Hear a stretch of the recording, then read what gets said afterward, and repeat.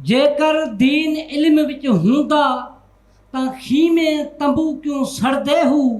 जे करदे मुलाहिज़ा नबी सरवरदा त पानी बंद क्यों करदे हू। वाह साईं, 18,000 जो आलम आहा, 18,000 जो आलम आहा, क्यों न अगे हुसैन दे मरदे हू।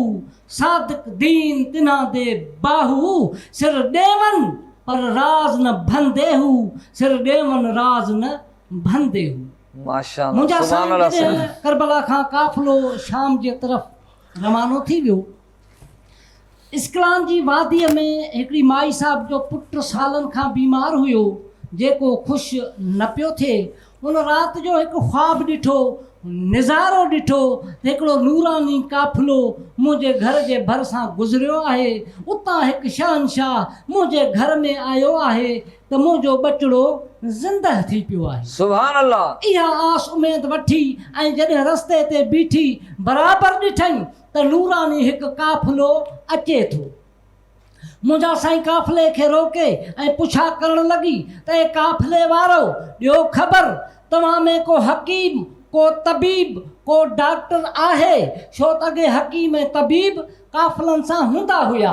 सुभान अल्लाह। कंहिं बि न ॻाल्हायो त शिमिर मलऊन चथर करे इमाम सजाद ॾे हथ खणी ऐं चवणु लॻो त माई असां में इहो ई डॉक्टर आहे, नऊज़ बिल्लाह, जेको पंहिंजो सॼो साथ कुहायूं थो अचे, यानी लुटायूं थो अचे।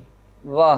जॾहिं मुंहिंजा साईं उहा माई साहब इमाम सजाद खे वठी ऐं घर पहुती, अञा घर जे ॿाहिरियों ई हुई त रोअण जो आवाज़ तमामु घणो अची वियो त हथ अदब जा ॿधी चवणु लॻी त मुंहिंजा आका, मुंहिंजा रहबर, मुंहिंजा शहनशाह, जे ॿचिड़े जे लाइ मां अव्हांखे वरतियूं पई हलां, सो त मुंहिंजो गुज़ारे वियो।